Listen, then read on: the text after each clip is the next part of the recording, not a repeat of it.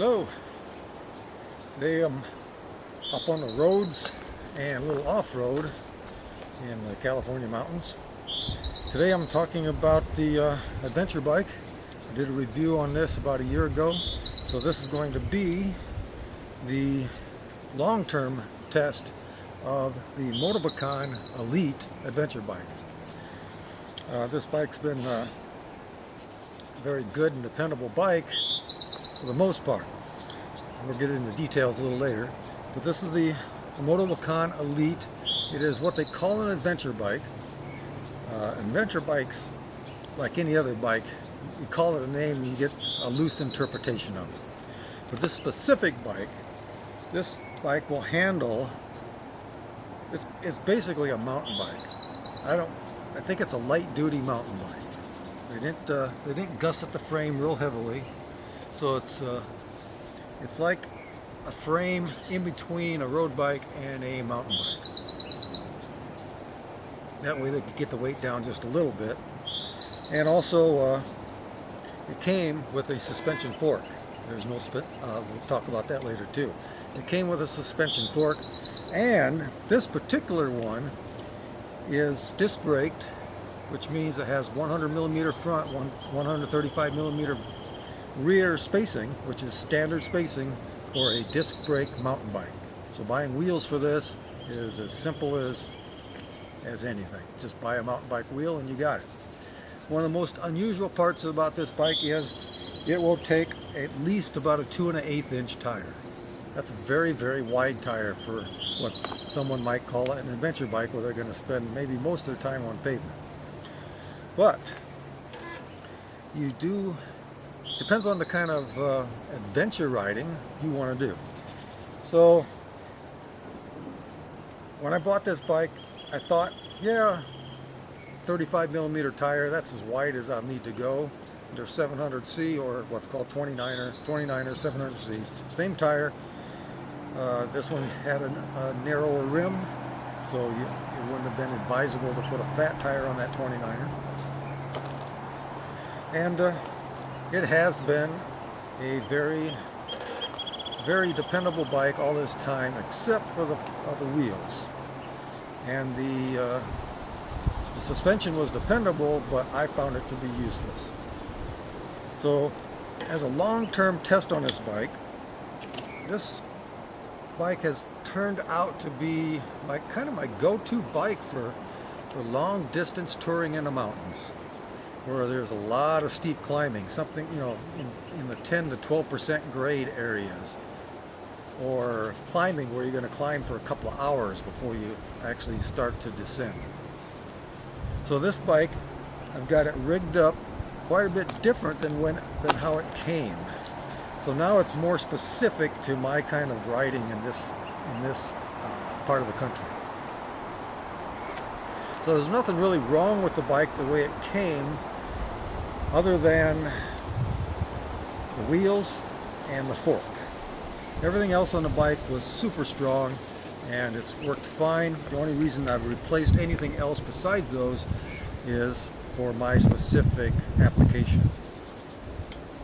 So basically, why would you buy an adventure bike? It's a road bike that can connect you to other places via dirt roads. There's many, when you get into the mountains, it's very tough to do loops. To do a loop out here without connecting with a dirt road. The roads are very far and few in between, because it's very expensive, very difficult to build roads in mountains. Where I originally came from, Indiana, there was a road every square mile because it was flat as a pancake and as easy to build a road as just taking a bulldozer out there and laying pavement. Wasn't much to it, and so they laid roads everywhere. Now out here, the choices are very, very small. Very, very few choices in roads. So this bike allows me to go out and do just about anything I want to do when I'm on the road.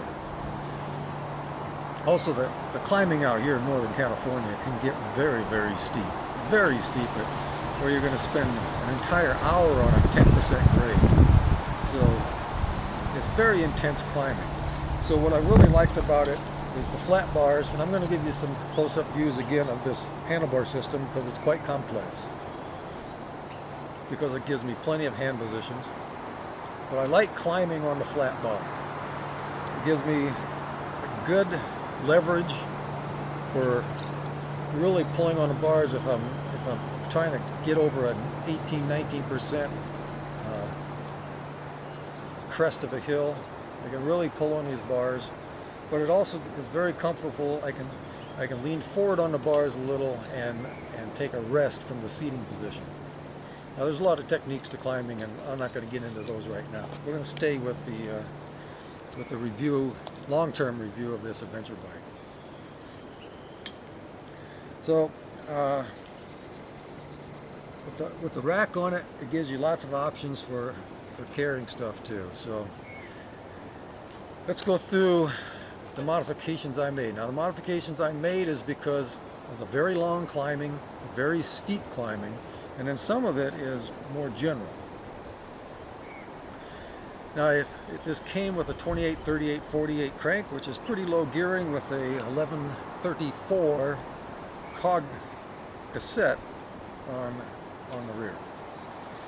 But the 28, 38, 48 on long 12%, 1 hour long climbs wasn't enough to give me a rest. And I do not like stopping on, well, I don't stop on the rides. My knees take forever to warm up, and if I stop for even a few minutes, they'll stiffen up on me.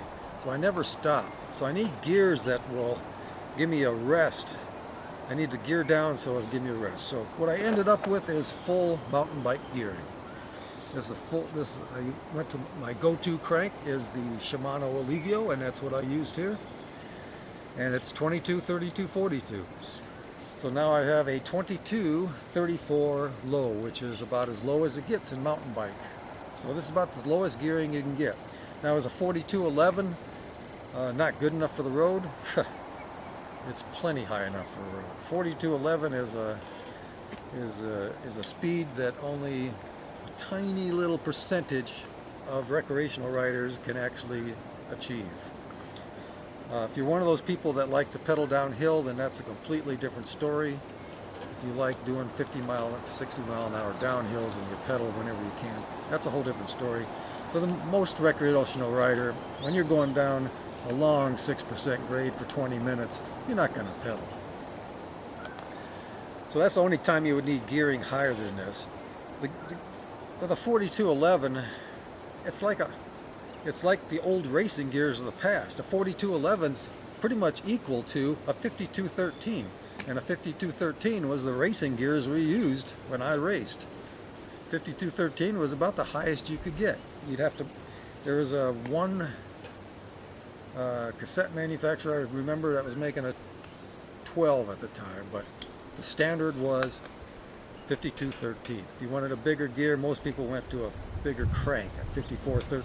So for gearing, it doesn't make sense not to gear down when if you're going to be climbing. Why strain yourself on a hill because you don't have low gears just because you think you're going to run out of high gears? You're not going to run out of high gears. The 4211 is going to push at a 90 RPM, and that's minimum for most RPMs. So that's a 4211, 90 RPM. I think that's going to be around 28 to 30 miles an hour. There's not many people that can hold that. So this gearing is fine. So anybody that's climbing big steep hills, go for the lower gearing. Don't worry about cutting yourself off at the top gearing, because you're just not going to use it. So I changed the gearing. I added a rack. This is just a standard disc brake rack, nothing special about it. But the big changes on this bike are the wheels, tires, and fork. The suspension fork that came on this bike had a lockout on it, and I considered the fork pretty much useless. In lockout mode, it was like riding a piece of concrete. It was actually hurting my hands to ride over a rougher section of pavement with it locked out.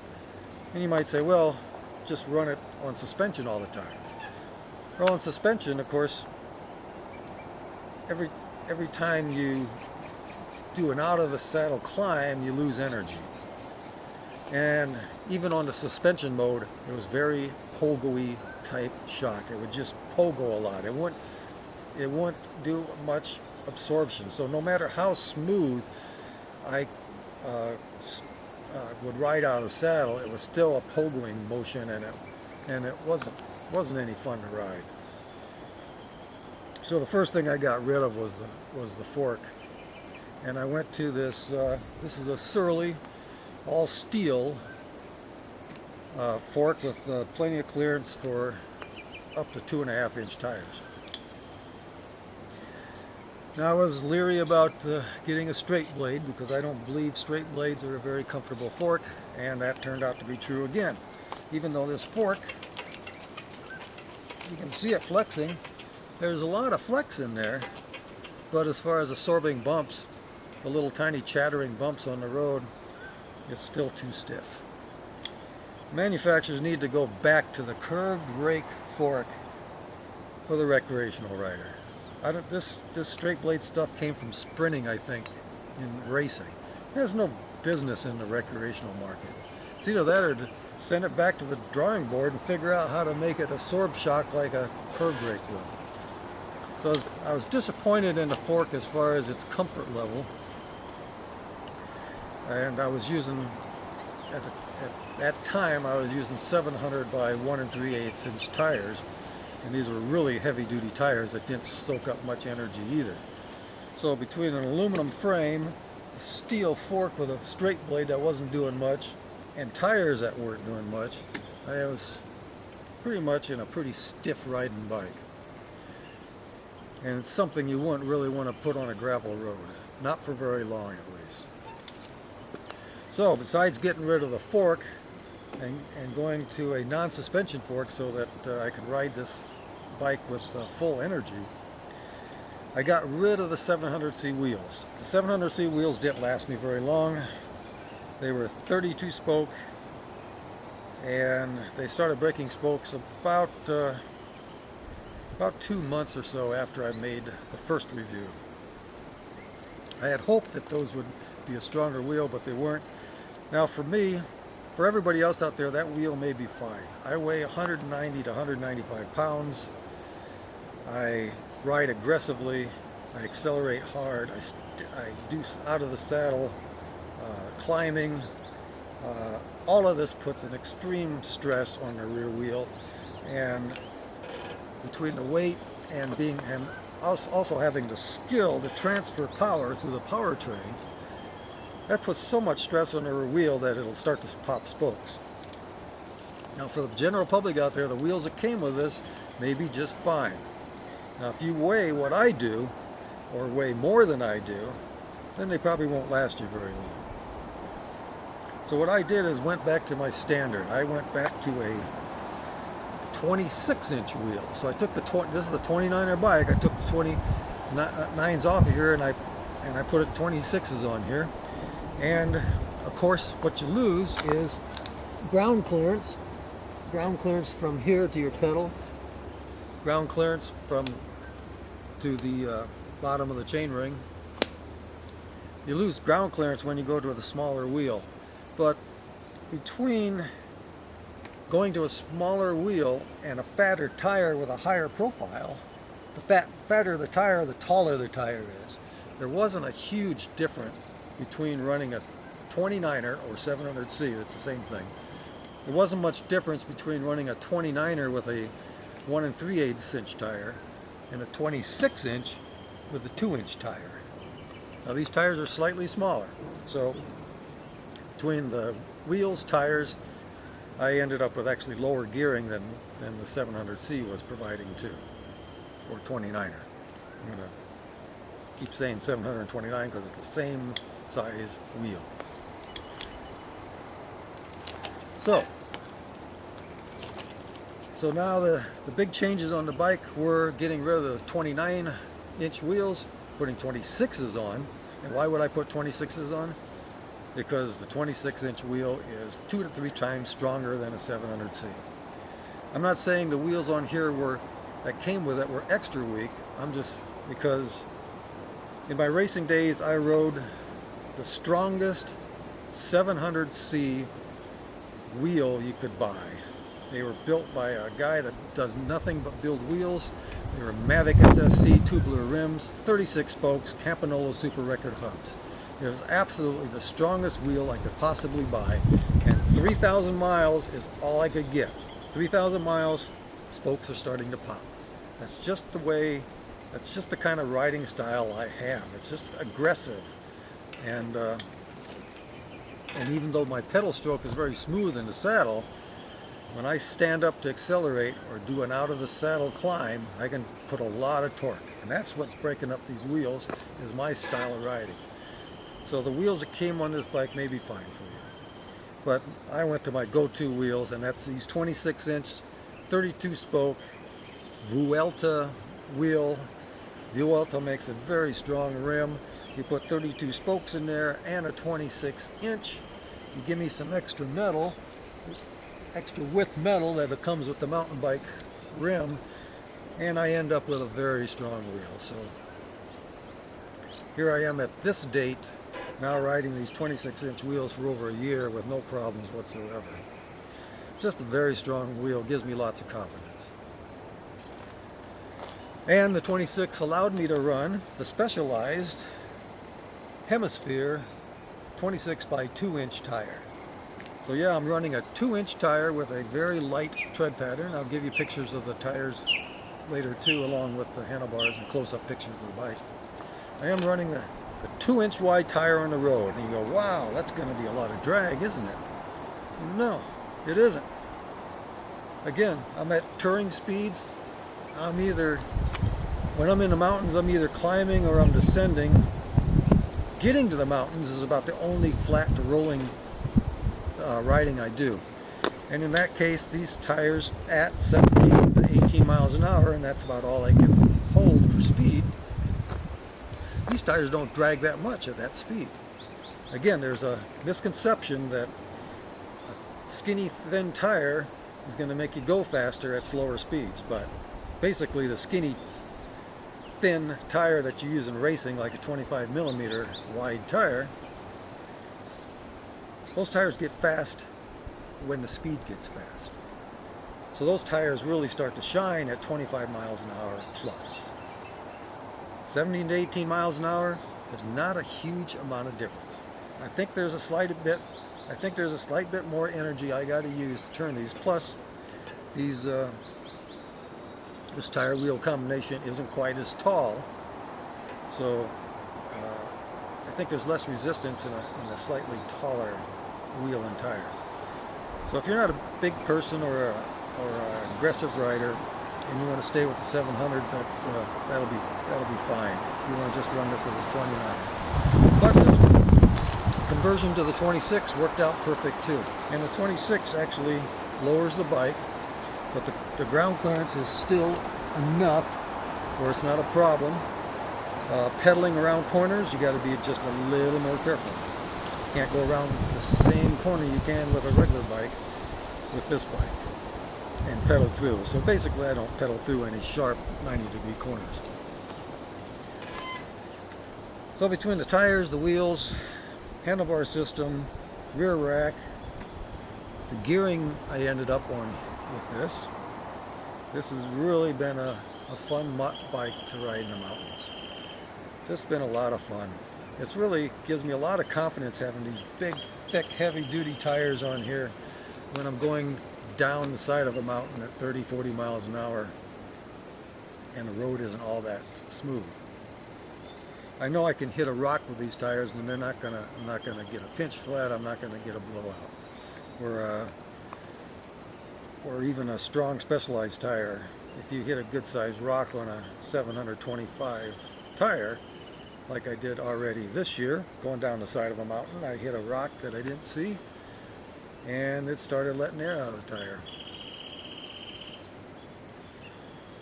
You just don't get much protection in a 25 millimeter or 1-inch wide tire as you do with these larger 2-inch wide, which allows for much taller profile. I mean, there's no way you're going to compress this tire down into the rim unless you hit a giant chuck hole, and you'd have to be totally blind to miss that.